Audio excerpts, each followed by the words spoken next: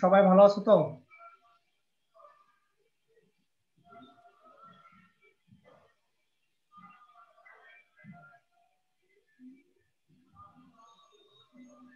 তোমরা কি আমার কথা শুনতে পাচ্ছ?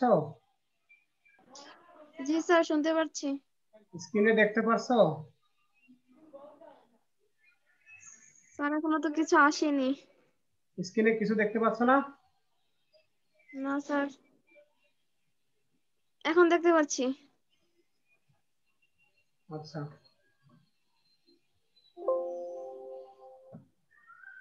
আচ্ছা, যাই হোক, আজকে তোমাদের সঙ্গে নতুন শিডিউলে ক্লাস হচ্ছে। এর আগে তো পুরোনো শিডিউলে ক্লাস হয়েছিল। স্যার আমাদের রুটিনে তো এসএম যে উনি তো কোনো ক্লাস নেন আমাদের। আপনি নিলে তো পারেন স্যার আমাদেরকে। যে তোমরা তোমাদের বিভাগীয় প্রধান আছে, তার সঙ্গে কথা বলতে পারো। তোমাদের প্রিন্সিপাল স্যার আছে, স্যারের সাথেও কথা বলতে পারো। তোমাদের কোনো ক্লাস, কোনো ম্যাডাম বা কোনো টিচার যদি ক্লাস না নেয়, সেক্ষেত্রে তোমরা কথা বলতে পারো স্যারদের সঙ্গে। জি স্যার। তারা হয়তো তোমাদেরকে কোনো পরামর্শ দেবে, কেন হচ্ছে না বা কি করা যায় সে বিষয়ে। কোনো হয়তো অনেক সময় অনেক টিচার ক্লাস নিচ্ছে, তো অনেক টিচার ক্লাস নেওয়ার কারণে এটা হয়তো জানে না যে কে ক্লাস নিচ্ছে কে নিচ্ছে না, ঠিক আছে, কিন্তু বিভাগীয় প্রধান তো জানেন। ম্যাডামের সঙ্গে জি কথা স্যার। বলতে পারো তোমরা। আর আমি তোমাদের কাছে যেটা জানতে চাইবো সেটা হলো যে তোমাদের যে পরীক্ষার ব্যাপারে, আজকে প্রথমে আমি একটু পরীক্ষার ব্যাপারে জেনে নেই। তোমাদের পরীক্ষার কি অবস্থা বলো? তো আমাদের তো মুর্শিদা বানু মিস পরীক্ষা নিল সেই দিন। আহ মোর্শেদা ম্যাডাম, তোমাদের মোর্শেদা ম্যাডাম পরীক্ষা নিয়েছে?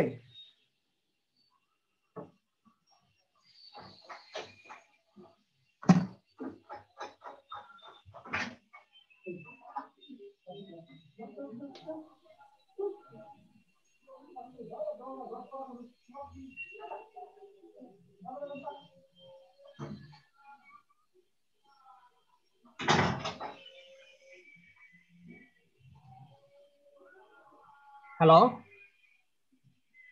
হ্যাঁ। জি স্যার। তোমাদের কি মোর্শেদা ম্যাডাম ক্লাস নিয়েছেন, পরীক্ষা নিয়েছেন? হ্যাঁ স্যার, পরীক্ষা নিয়েছে কত ক্লাসে। আচ্ছা, কোন পেপারের উপর পরীক্ষা নিয়েছেন? Sir first paper chapter 5। তাহলে আমাকে সেকেন্ড পেপারের উপর এক্সাম দিতে হবে, বুঝছো? কিন্তু জি স্যার। শিডিউলে কিন্তু এখন নতুন যে শিডিউল, সেই নতুন শিডিউলে কিন্তু আমাকে ফার্স্ট পেপার দেওয়া হয়েছে। স্যার উনি তো মুর্শিদা মিস তো বললো আপনি নাকি সবসময় সেকেন্ড পেপার পড়াবেন আর উনি নাকি সবসময় ফার্স্ট পেপার পড়াবে। কে বললো? মুর্শিদা বানু মিস বললো আমাদেরকে মোর্শেদা যে ম্যাডাম উনি তো সবসময় ফার্স্ট কিন্তু পেপার পড়াবে। নতুন নতুন যে রুটিন, নতুন রুটিনে তো সেটা নেই। আমি তো রুটিনের বাইরে যেতে পারি না। ম্যাডাম যদি আমাকে বলেন জি তাহলে স্যার। হয়তো করবো, কিন্তু ম্যাডাম না বললে তো আর আমি করতে পারি না। তাহলে আহ, তোমাদের এই নেক্সট ক্লাসে আমি একটা পরীক্ষা নেই, তাই না? স্যার আপনার কি সপ্তাহে একদিন ক্লাস আমাদের সাথে? একদিন, হ্যাঁ, একদিন রবিবার। ও। তাহলে আগামী রবিবারে একটা এক্সাম নিব, ঠিক আছে? স্যার কোন চ্যাপ্টার? সেকেন্ড পেপার যেহেতু, তাহলে সেকেন্ড পেপারে কোন অধ্যায়ের উপর নেওয়া যায় বলো তো? স্যার সেকেন্ড পেপার তো আমাদের শুধু 5টা অধ্যায় পড়ানো হয়েছে, এর বেশি তো পড়ানো হয় নাই। 5টা অধ্যায় পড়ানো হয়েছে? হ্যাঁ হ্যাঁ স্যার, ওই যে তাহলে কলেজে থাকতো যে 5টা, ওই 5টাই। তাহলে আর কেউ পড়ায়নি, এই তো? তাহলে আমি না স্যার। নেক্সট ক্লাস সেকেন্ড পেপারের পরীক্ষা নিব পঞ্চম অধ্যায়,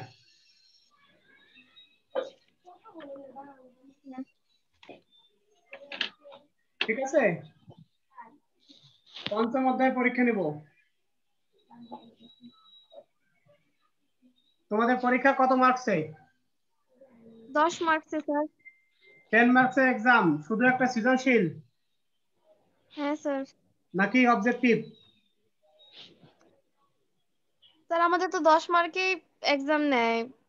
অনেকে কি করে জ্ঞানমূলক দেয়, অনেকে আবার হচ্ছে কি সৃজনশীল দেয়, বেশিরভাগ সৃজনশীলই দেয় আমাদেরকে, সবসময় সৃজনশীলই দেয়। তাহলে তোমরা কি সৃজনশীল পরীক্ষায় প্রশ্ন পরীক্ষা দিবা নাকি অবজেক্টিভে, মানে জ্ঞানমূলকে, কোনটায়? স্যার সৃজনশীল। সৃজনশীল স্যার পরীক্ষা দিলে মোটামুটি জ্ঞানমূলকে থাকে না? বেশি। সৃজনশীল তো অনেক লেখা, জুমে তো সৃজনশীল পরীক্ষা নিলে জুমেই করা, তা মনিটরিং। আমরা লিখে তারপরে লাস্টে ছবি দিয়ে পাঠিয়ে দিই, একটু দেরি হলেও পাঠিয়ে দিই আর কি। ঠিক আছে, তাহলে লিখে ছবি করে পাঠিয়ে দিবে আমার পার্সোনাল মেসেঞ্জারে। স্যার আপনার মেসেঞ্জারে আমি অ্যাড্রেস। যারা অ্যাড নেই তারা অ্যাড হয়ে নেবা। তাহলে তো পঞ্চম অধ্যায় নিয়ে, সেকেন্ড পেপারে পঞ্চম অধ্যায় নিয়ে কথা বললেই বেটার হতো, কিন্তু হ্যাঁ হ্যাঁ স্যার। কিন্তু আজকে তো আমি তোমাদের এই ফার্স্ট পেপার শিডিউল অনুযায়ী ফার্স্ট পেপারের ইয়াটা রেডি করছি। Second year social work first paper, subject code 271। এটার উপরে আমি মানে করেছিলাম। স্যার আজকে পঞ্চম অধ্যায়ের উপরে কথা বলেন স্যার, কারণ পরীক্ষা যেহেতু নেক্সট ক্লাসে। পঞ্চম অধ্যায়ের উপরে কথা বলবো। হ্যাঁ স্যার।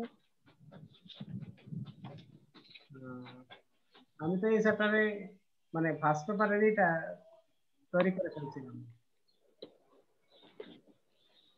বুঝছো? গত ক্লাসে সৃজনশীল প্রশ্নে একটা আলোচনা করেছিলাম না, হ্যাঁ আজকে হ্যাঁ। আজকে আর একটা আলোচনা করার জন্য এটা করছিলাম। অল্প একটু সময়ের মধ্যে দ্বিতীয় সৃজনশীল প্রশ্নটা একটু আলোচনা করে দেই, ঠিক আছে? জি স্যার। তারপরে আমি তোমাদের পঞ্চম অধ্যায় দ্বিতীয় পেপারের সেকেন্ড পেপারে পঞ্চম অধ্যায় নিয়ে একটু কথা বলি। দেখো তোমরা স্ক্রিনে একটা প্রশ্ন দেখতে পাচ্ছ, এখানে দুইটা প্রশ্ন আছে। 1 নম্বরের প্রশ্নটা গত ক্লাসে আলোচনা করেছি, 2 নম্বরের প্রশ্নটা আজকে আমরা আলোচনা করব। উদ্দীপকে দেখো পরিষ্কার করে দেওয়া আছে যে আরমান আলী একজন সচ্ছল কৃষক ছিলেন। তার 2 ছেলে, বড় ছেলে কবির উচ্চ মাধ্যমিক পর্যায়ে শেষ করে একটি বেসরকারি প্রতিষ্ঠানে চাকুরি গ্রহণ করেন। বছর খানেকের মধ্যেই প্রতিষ্ঠানটি বন্ধ হয়ে যায়, ফলে কবির বেকার হয়ে পড়ে। ছোট ছেলে সগীর মধ্যপ্রাচ্যে গিয়ে কর্মসংস্থানের অভাবে দেশে ফিরে আসে। এভাবে আরমান আলী 2 ছেলেই বেকার হয়ে পড়ে। বর্তমানে আরমান আলীর অল্প কিছু জমি ছাড়া পরিবারের ভরণ পোষণ চালাবার মতো আর কিছু অবশিষ্ট নেই। এই অবস্থায় জনৈক সমাজকর্মী তার 2 ছেলেকে যুব উন্নয়ন প্রশিক্ষণ কেন্দ্রে পাঠাতে বলেন এবং সেখান থেকে প্রশিক্ষণ নিয়ে বেকার সমস্যা দূরীকরণের পরামর্শ দেন। এখানে আমরা দেখলাম যে আরমান আলী একজন সচ্ছল কৃষক ছিল, তাই না? বড় ছেলে উচ্চ মাধ্যমিক মানে এইচএসসি শেষ করেছে, একটি বেসরকারি প্রতিষ্ঠানে চাকরি গ্রহণ করছে। প্রতিষ্ঠানটি বন্ধ হয়ে গেছে, ফলে সে বেকার হয়ে পড়েছে। ছোট ছেলে সগীর মধ্যপ্রাচ্যে গিয়ে কর্মসংস্থানের অভাবে দেশে ফিরে আসছে। এখন 2 ছেলেই কিন্তু বেকার, কিন্তু আরমান আলীর অল্প কিছু জমি ছাড়া আর কোনো কিছু সম্পত্তি বলতে কিছু নেই। এই অবস্থায় একজন সমাজকর্মী তার 2 ছেলেকেই, অর্থাৎ যে বিদেশে গিয়েছিল এবং যে ছেলে দেশে রয়েছে, এই 2 ছেলেকেই তিনি যুব উন্নয়ন প্রশিক্ষণ কেন্দ্রে পাঠাতে বলেন। সেখান থেকে প্রশিক্ষণ নিয়ে বেকার সমস্যা দূরীকরণের পরামর্শ দেন। এ হলো আমাদের উদ্দীপক। প্রথমে আমাদের উদ্দীপকের প্রথমে বলা আছে পদ্ধতি বলতে কি বুঝবো। এখানে প্রশ্নের মধ্যে একটু ভুল আছে, সেটা আমি তোমাদের শুরুতে বলে দেই। যদিও এটা বোর্ড বইয়ের প্রশ্ন, কিন্তু বোর্ড বইয়ের প্রশ্নে যেভাবে প্রশ্নটা করা হয়েছে তাতে জ্ঞানমূলক পদ্ধতি কিন্তু এভাবে প্রশ্ন হয় না। এখানে বলা আছে পদ্ধতি বলতে কি বুঝো, অনুধাবন। প্রশ্নটা হয়েছে কিন্তু অনুধাবনমূলক, কিন্তু এটা ক নম্বরে জ্ঞানমূলক প্রশ্নে এই প্রশ্নটা করা হয়েছে। তাহলে তুমি এখানে একটা সংজ্ঞা দিতে পারো পদ্ধতি আসলে কি, তাই না? পদ্ধতি বলতে সুশৃঙ্খল ও সুপরিকল্পিত উপায়ে কোনো কাজ সম্পাদনের উপায়কে নির্দেশ করে।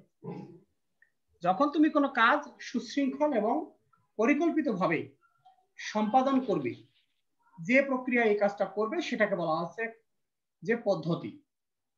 এরপরে ব্যক্তি সমাজকর্ম পদ্ধতির ধরনটি ব্যাখ্যা করো। এখানে অনুধাবনমূলক প্রশ্ন, ঠিক আছে। ব্যক্তি সমাজকর্ম পদ্ধতির ধরনটি ব্যাখ্যা করো। ধরন মানে কেমন? ব্যক্তি সমাজকর্ম পদ্ধতি ধরন ব্যাখ্যা করো। ধরন ব্যাখ্যা করতে গেলে এখানে ধরনটি ব্যাখ্যা করো। ব্যক্তি সমাজকর্ম বলতে কি বুঝো সেটা তোমাকে এখানে ব্যাখ্যা করতে হবে। অর্থাৎ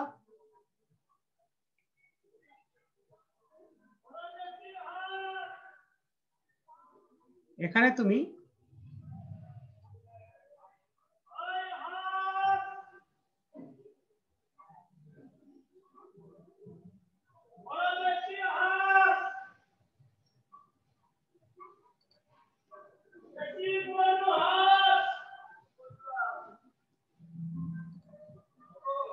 আচ্ছা যাই হোক, দেখো এখানে বলা আছে ব্যক্তি সমাজকর্ম পদ্ধতির ধরনটি ব্যাখ্যা করো। ব্যক্তি সমাজকর্ম আসলে কি? হ্যাঁ, ব্যক্তি সমাজকর্ম বলতে কি বুঝো সেই জিনিসটা তোমাকে এখানে ব্যাখ্যা করে বোঝাতে হবে। অর্থাৎ যখন ব্যক্তিকেন্দ্রিক সমস্যা, অর্থাৎ ব্যক্তি সমাজকর্ম শুধুমাত্র ব্যক্তিকেন্দ্রিক সমস্যা নয়, কিন্তু মনে রাখতে হবে। তোমরা অনেক সময় বলে থাকো যে শুধু ব্যক্তিকেন্দ্রিক নয়, এখানে বলা হচ্ছে ব্যক্তি সমাজকর্ম ব্যক্তিকেন্দ্রিক এবং তার পরিবেশগত যে আন্তঃব্যক্তিক সম্পর্ক, এই ব্যক্তি এবং তার পরিবেশ বা পরিবার যাই বলো না কেন, ব্যক্তি ও তার পারিবারিক সমস্যার সমাধানে ব্যক্তি সমাজকর্ম কাজ করে থাকে, মনে রাখতে হবে। ঠিক আছে? তো এখানে ব্যক্তি সমাজকর্ম বলতে প্রত্যক্ষ ও সরাসরি সম্পর্কের মাধ্যমে ব্যক্তি ও পরিবেশের যে আন্তঃব্যক্তিক সম্পর্ক, যে আর্থসামাজিক সম্পর্ক, যে মনোদৈহিক সম্পর্ক রয়েছে, সেই সেই সমস্যা মোকাবেলায় কাজ করে থাকে ব্যক্তি সমাজকর্ম। তাহলে ব্যক্তি সমাজকর্ম পদ্ধতি এখানে তুমি ব্যাখ্যা করবে যে ব্যক্তি সমাজকর্ম বলতে কি বুঝো ইত্যাদি ইত্যাদি। ব্যক্তি সমাজকর্ম তোমার টোটাল একটা ব্যক্তি সমাজকর্মের ছোটখাটো একটা পরিস্থিতি তুমি এখানে দিবে ব্যক্তি সমাজকর্মের।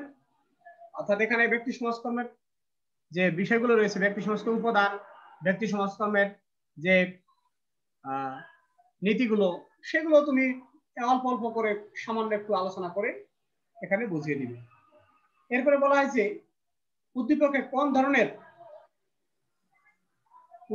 কোন ধরনের সমাজকর্মের ধারণা পাওয়া যায়। তাহলে এই যে উদ্দীপক, এই উদ্দীপকে আমরা সমাজকর্মের যে পদ্ধতিগুলো রয়েছে, তাই না?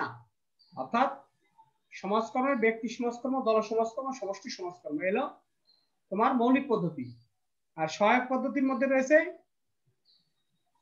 সমাজকর্ম প্রশাসন, সমাজকর্ম গবেষণা এবং সামাজিক কার্যক্রম,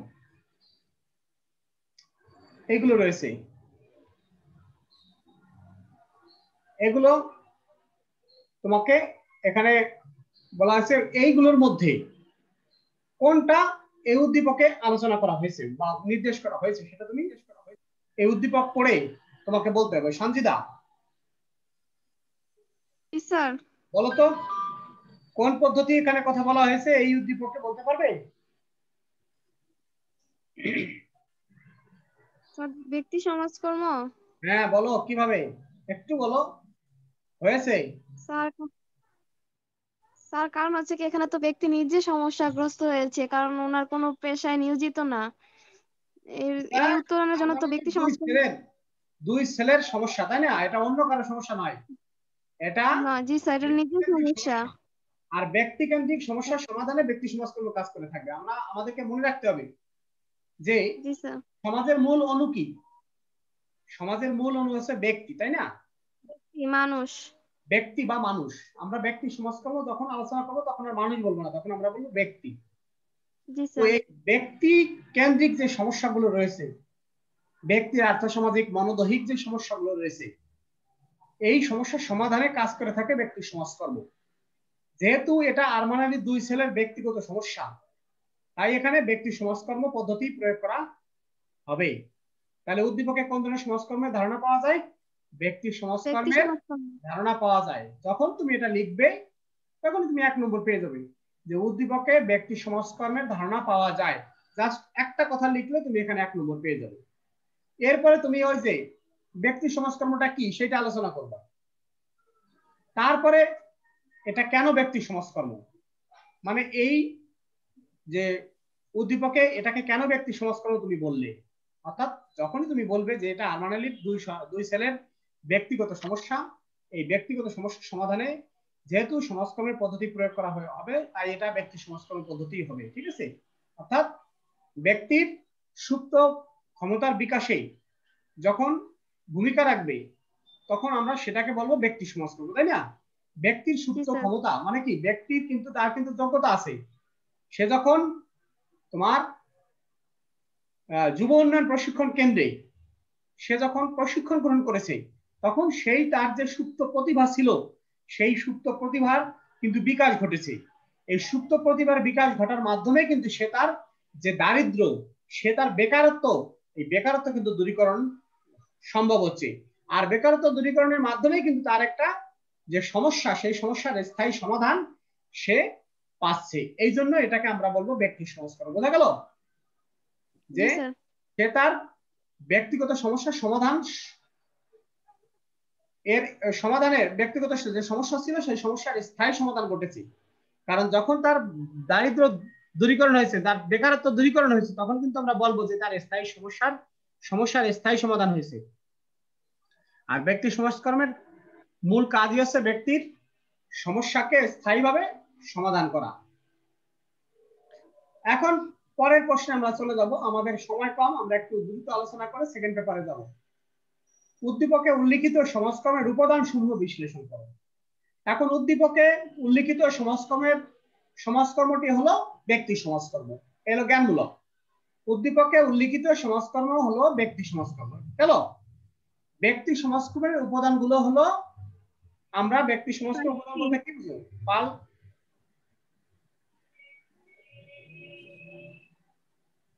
এখানে আমরা ব্যক্তি সমাজকর্ম উপাদান বলতে 5টা উপাদানকে আমরা উল্লেখ করব, তাই না? জি স্যার, 5P কলেজে 5টি পড়িয়েছিলেন। ব্যক্তি সমাজকে 5টি উপাদানের কথা আমরা জানি। এই 5টা উপাদানকে আমরা এখানে ব্যাখ্যা করব, ব্যাস। এই 5টা উপাদানের আলোচনা করলেই কিন্তু আমাদের ব্যক্তি, তারপরে কি বলতো সমস্যা, তারপর সামাজিক স্থান এজেন্সি, বা প্রতিষ্ঠান। সমাজকর্মী এবং প্রক্রিয়া, তাই না? অর্থাৎ জি sir. Person, place, problem, professional representative and process. Process. এই 5টা উপাদান ব্যক্তি সমাজকর্মের 5টি উপাদান। এই 5টা উপাদানকে তুমি এখানে বিশ্লেষণ করবা। বিশ্লেষণ করলে তোমার এই প্রশ্নের সমাধান হয়ে যাবে। তখন তুমি কি এখান থেকে 4 পাবে। যাই হোক, এই হলো তোমাদের প্রশ্নের ধরন। আমি বলে দিলাম যে এখান থেকে 2টা প্রশ্ন আলোচনা করা হয়েছে। 1 নম্বর সৃজনশীল গত ক্লাসে আলোচনা করেছি, আর আজকে আমি 2 নম্বর সৃজনশীল আলোচনা করলাম। এখন আমি সেকেন্ড পেপার, যেটা আজকের যে টপিক, মানে আজকের যে সেকেন্ড পেপারের বিষয় নিয়ে আলোচনা করবো, সেটা হলো 5ম অধ্যায়। আমি একটু দেখছি আমার কাছে বই আছে কিনা, সেকেন্ড পেপারের বই একটু দেখি।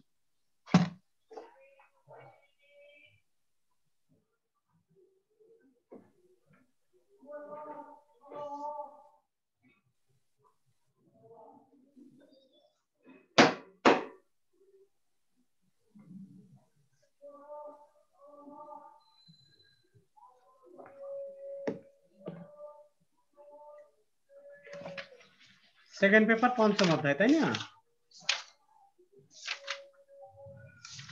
দেখো, সেকেন্ড পেপার 5ম অধ্যায় তোমাদের আছে সামাজিক আইন ও সমাজকর্ম। সামাজিক আইন ও সমাজকর্ম, এখানে অনেকগুলো টপিক আছে। সামাজিক আইনের ধারণা, সামাজিক আইনের উদ্দেশ্য, গুরুত্ব, সামাজিক আইনের সামাজিক সমস্যা, সামাজিক আইন, তারপরে মুসলিম পারিবারিক আইন 1961, শিশু আইন 1974, যৌতুক নিরোধ আইন 1980, নারী নির্যাতন নিবর্তক শাস্তি অধ্যাদেশ 1983, মাদকদ্রব্য নিয়ন্ত্রণ অধ্যাদেশ 1989, নারী ও শিশু নির্যাতন দমন সংশোধন আইন 2003, হিন্দু বিবাহ নিবন্ধন আইন 2012। এরপরে সামাজিক আইন প্রণয়ন ও প্রয়োগে সমাজকর্মের ভূমিকা। এগুলো তোমাদের টোটাল এই অধ্যায়। এখন তোমরা এই অধ্যায়ের যে আলোচনা তোমাদের বইয়ে কয়টা সৃজনশীল আছে আমি জানি না, কারণ আমার কাছে এই মুহূর্তে আতিকুর রহমান স্যারের বই নেই।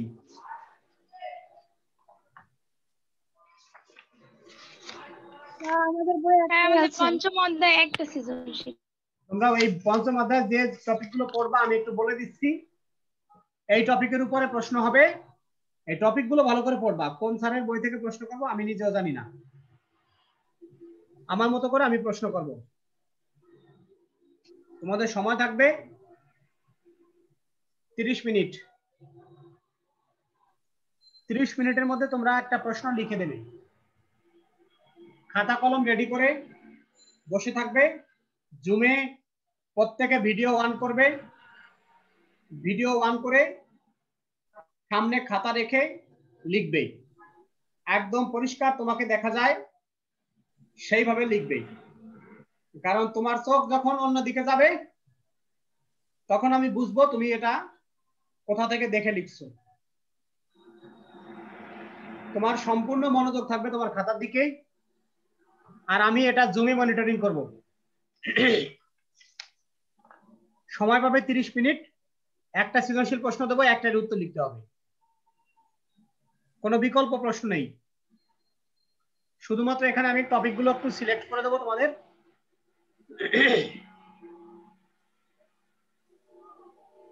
তোমরা খাতা কলম আছে তোমাদের সামনে?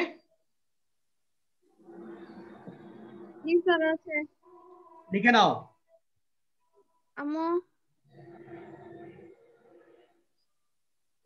খাতা পেন নাও, লিখে নাও, আমি টপিকগুলো বলছি।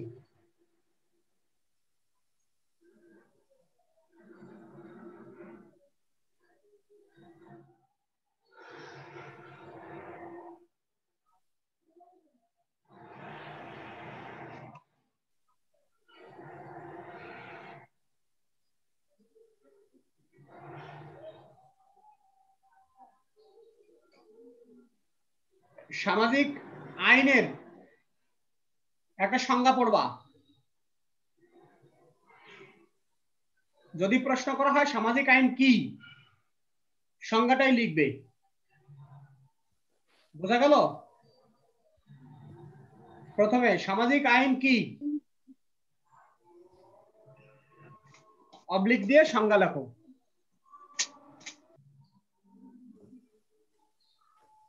তোমরা 4 জন ক্লাসে আসো, 4 জনের প্রত্যেকেই ভিডিও অন করো। হ্যাঁ, এরপরে শারমিন, তারপরে এটাকে তোর নাম বল, কিছু দেখছি না।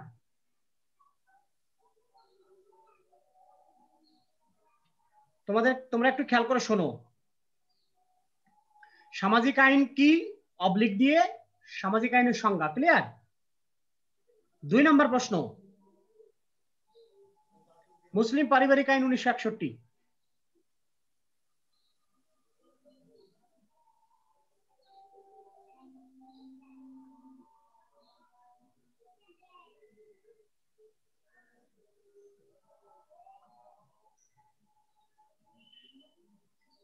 আর একটা প্রশ্ন এখানে গ্যাপ পড়েছে, সেটা হলো সামাজিক আইনের উদ্দেশ্য। সামাজিক আইনের উদ্দেশ্য, এটা একটা ইম্পর্টেন্ট প্রশ্ন অনুধাবনের জন্য। হ্যাঁ, এটা অনুধাবনের জন্য ভালো প্রশ্ন।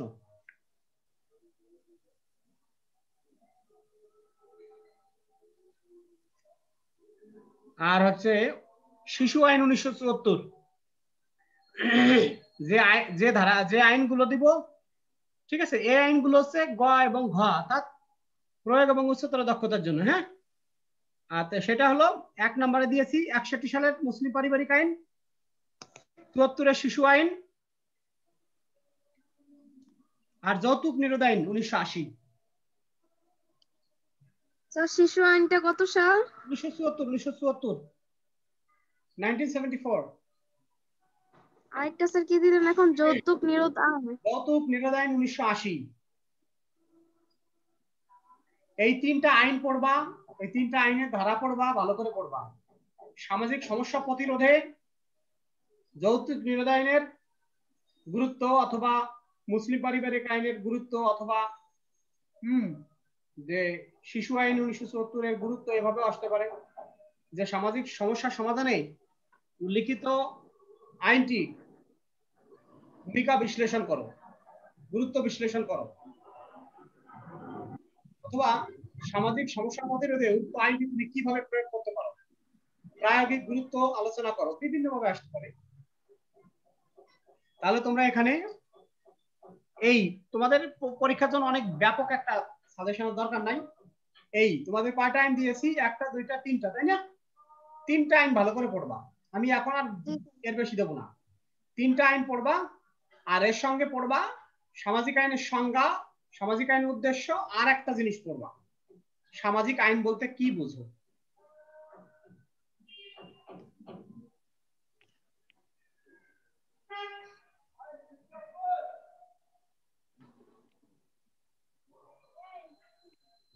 সামাজিক আইন বলতে কি বুঝো?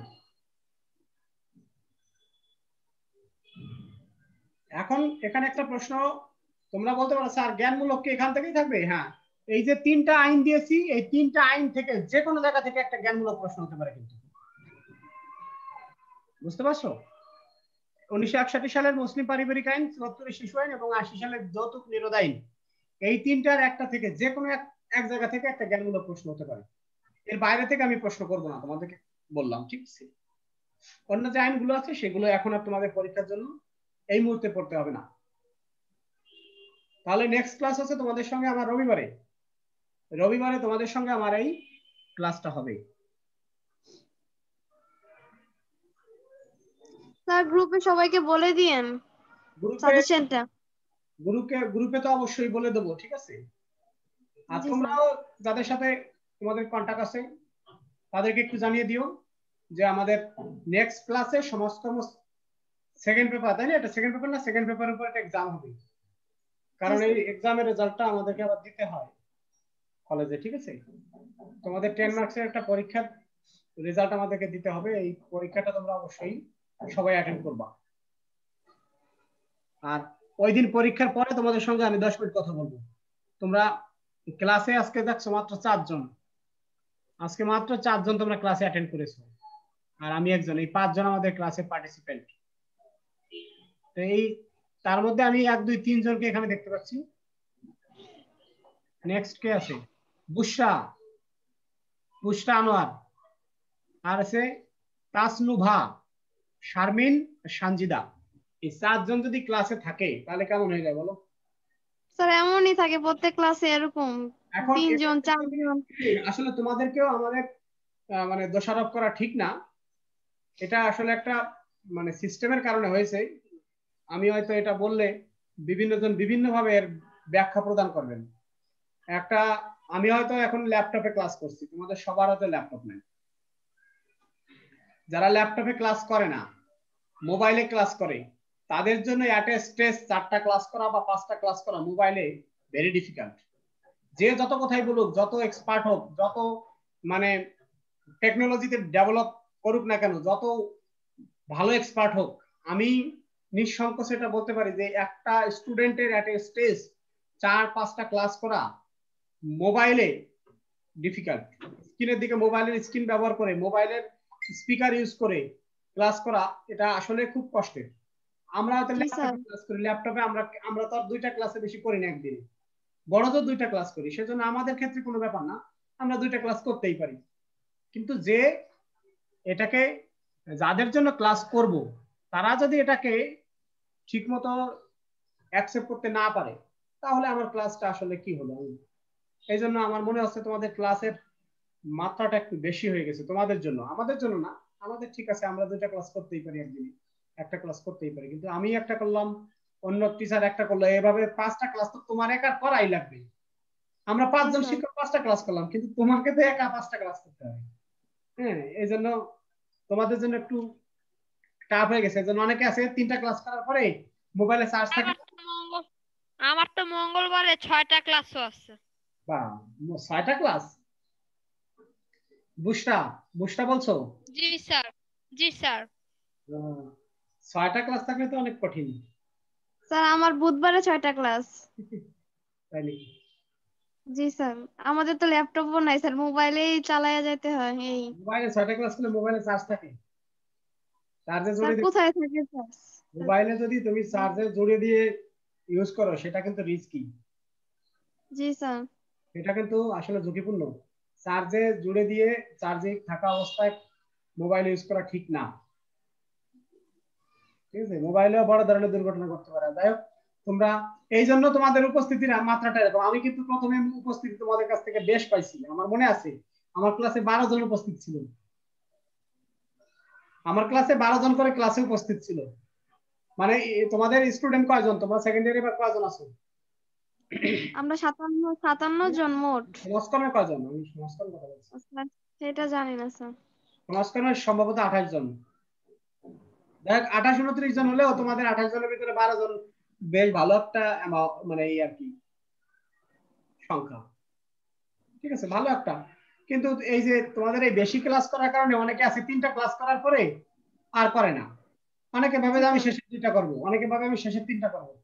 হ্যাঁ, যার কাছে যেটা বেশি ইম্পর্টেন্ট মনে হয় সে সেটা করে। হ্যাঁ, এই জন্য ইংলিশ করার পরে, ইকোনমিক্স করার পরে তারপরে আর অন্য ক্লাসের দিকে ঝোঁক থাকে না। যার কারণে আছে তোমাদের এই উপস্থিতির মাত্রাটা কমে যায়। এটা একটা সমস্যা। নর্মালি ক্লাসগুলো যদি আমাদের মানে ক্লাসরুমে হতো তাহলে আর এই অবস্থাগুলো হতো না। ক্লাসরুমে তো আমরা সারাদিনই ক্লাস করি, কোনো সমস্যা না। সেই ক্লাস আর এই ক্লাসের ভিতরে একটু ব্যবধান। যাই হোক, তারপরে কষ্ট করে হলেও কয়েকটা দিন চালাও। আর সৃষ্টিকর্তার কাছে প্রার্থনা করো যে এই দুর্যোগ যেন অচিরেই কেটে যায়, আমরা যেন আবার স্বাভাবিকভাবে আমাদের আগের ক্লাসে ফিরে যেতে পারি। আসলে এইভাবে আমাদের ক্লাস নিতে ভালো লাগে না। তোমাদের এই যে এই ধরনের ক্লাস নেওয়া আমাদের কাছে খুব মনে হয় যেন এক ইসের মতো আর কি, স্ট্যাচুর মতো ক্লাস নিচ্ছি, কোনো প্রাণ নেই, প্রাণহীন ক্লাস। সামনে থাকবা, ক্লাস করব, ঠিক আছে, অ্যাকশন হবে, রিয়াকশন হবে, তাই না? হ্যাঁ, আমি কথা বলবো, তোমরা আবার তোমাদের উত্তর দিবা, প্রশ্ন করবা। এই যে একটা ক্লাসের যে মানে সত্যিকারের ধারা, এই ধারা থেকে আমরা বেরিয়ে আসছি, যার কারণে আমাদের খুব সমস্যা হচ্ছে। আমরাও মানসিক ভাবে অনেক অসুস্থ হয়ে যাচ্ছি ধীরে ধীরে। তো বাড়িতে বাসায় বসে থেকে থেকে আমাদেরও ভালো লাগে না। হ্যাঁ, যে লোকটা সারাদিন ক্লাস করে পড়ায় তার আসলে বসে থাকতে ভালো লাগে না। হ্যাঁ, যারা ফাঁকিবাজ তাদের কথা ভিন্ন। যারা অনেক টিচার আছে ফাঁকিবাজ টিচার, কিন্তু তাদের জন্য হয়তো আরামের ব্যাপার আছে, কিন্তু আমি ব্যক্তিগতভাবে মনে করি যে এটা আমার জন্য খুব একটা খারাপ। আমার ক্লাস করতে ভালো লাগে, স্টুডেন্ট থাকবে ভরপুর, ক্লাসরুম ভরা ভরা থাকবে, গ্যালারি ভরা থাকবে, আমি দাঁড়ায় লেকচার দেবো। হ্যাঁ, নিজে বাসায় স্টাডি করব, পড়ালেখা করবো, তোমাদের পড়াবো, এই ভালো লাগে। আর স্টুডেন্ট না থাকলে ক্লাসে 2 জন 3 জন 4 জন ক্লাসে, তাও আবার হ্যাঁ ভার্চুয়াল ক্লাস, এগুলো ভালো লাগে না। যাই হোক, আমরা সবাই আমাদের সৃষ্টিকর্তার কাছে প্রার্থনা করি আমাদের এই সমস্যা কেটে যাক, আমরা আবার স্বাভাবিকভাবে ক্লাসরুমে ফিরে আসি, ক্লাস করি। হ্যাঁ, তোমরা সবাই ভালো থেকো। তোমাদের পরবর্তী যে ক্লাস হবে, ক্লাসে পরীক্ষা হবে, পরীক্ষার প্রস্তুতি নাও। আমি চাই তোমরা যারা আছো সবাই অ্যাটেন্ড করো এবং সবাই অনেক সুন্দর 10-এর মধ্যে অন্তত 80% মার্কস পাও, অন্তত 80 মানে 8 নম্বর পাও, 10-এ 8 পাও। 8 পাইলে তাও নিজে বুঝতে পারবা, নিজে যদি মানে ফেয়ারলি পরীক্ষা দিয়া যদি তুমি 8 পাও, হ্যাঁ, তাহলে তুমি মনে করবা তোমার প্রিপারেশন ভালো আছে। এই জন্য তোমরা ভালো করে পড়ালেখা করো। ওকে, জি ভালো থাকো স্যার। সবাই। আসসালামু আলাইকুম স্যার। ওয়ালাইকুম আসসালাম।